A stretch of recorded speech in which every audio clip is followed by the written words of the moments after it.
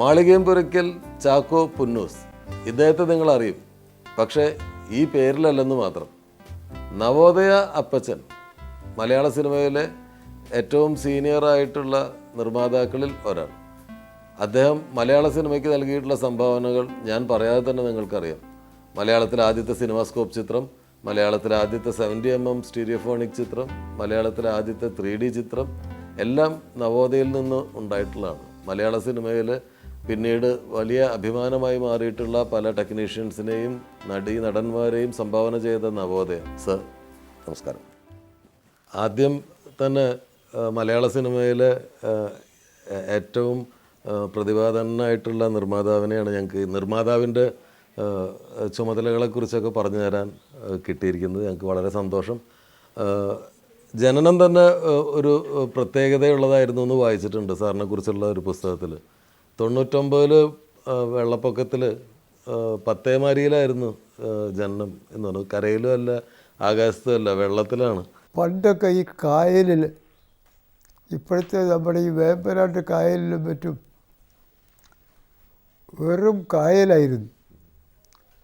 ആ വെള്ളം ഒഴുകി കടലിലേക്ക് പോകുമ്പോൾ അവിടെ മുഴുവനും ചെളിയും കുന്നുകളും മാത്രമായിരുന്നു.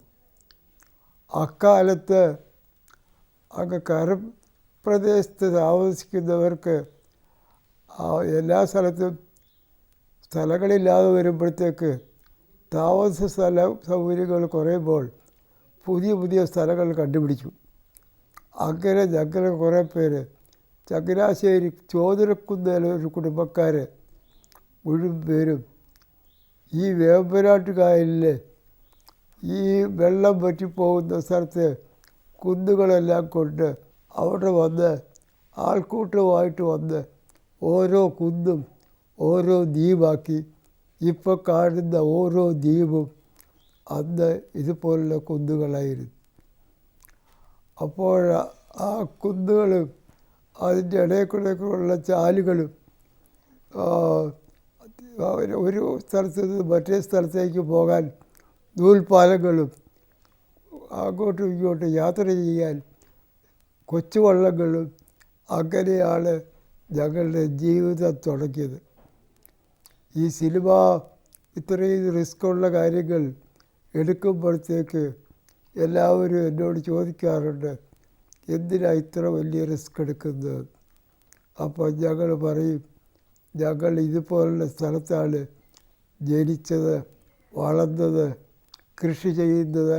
ആദ്യമായിട്ട് സിനിമയിലേക്ക് വരുന്നതിന് മുൻപ് സെമിനാരിയിൽ പഠിച്ചിരുന്നു, പ്രീസ്റ്റാവാൻ പഠിച്ചിരുന്നു എന്ന് കേട്ടിട്ടുണ്ട്. എൻ്റെ 2 അങ്കിൾ അച്ഛന്മാരുണ്ടായിരുന്നു, റബി ജേസച്ചനും മത്യാസച്ചനും. അപ്പോൾ അവർ വീട്ടിൽ വരുമ്പോഴൊക്കെ എല്ലാവരും ജ്യേഷ്ഠന്മാരോടൊക്കെ ചോദിക്കും, നിങ്ങൾ എന്നെ എടുക്കാൻ പോകുന്നു, നിങ്ങൾ എന്നെ എടുക്കാൻ പോകുന്നു. ഞാൻ പറയും, ഞാൻ അച്ഛനാകാൻ വരികയാണെന്ന് പറയും. അത് കേൾക്കുമ്പോൾ അച്ഛന്മാർക്ക് വലിയ രസമാണ്. അങ്ങനെ ഒരു 9 വയസ്സുള്ള കാലത്ത് മത്യാസച്ചൻ വന്ന് ഒരു തണ്ട് വെച്ച വെള്ളത്തിൽ വന്ന് എന്നെ കയറ്റി, നീ പോരുന്നോന്ന് ചോദിച്ചു. പോരാമെന്ന് പറഞ്ഞു. മത്യാസച്ചൻ അവിടുത്തെ സ്കൂളിലെ ഹെഡ് മാസ്റ്ററായിരുന്നു, പൊളിഞ്ഞൊന്ന് സെൻറ്റ് ജോസഫ് സ്കൂളിൽ.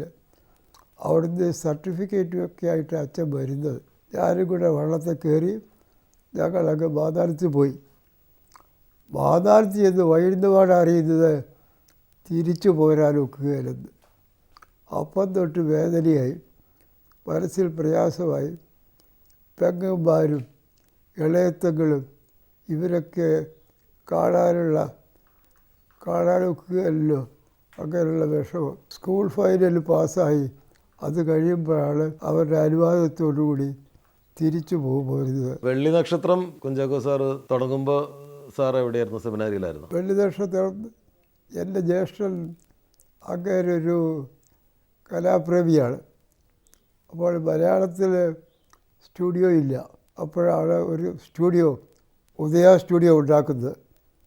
അത് നടത്താനായിട്ട് ഞാനീ പോയി അച്ഛന്മാരുടെ കൂടെയൊക്കെ ഡിസിപ്ലിനോടുകൂടി പഠിച്ച ആളായതുകൊണ്ട് അതിന് എൻ്റെ മാനേജ്മെൻറ്റാക്കി.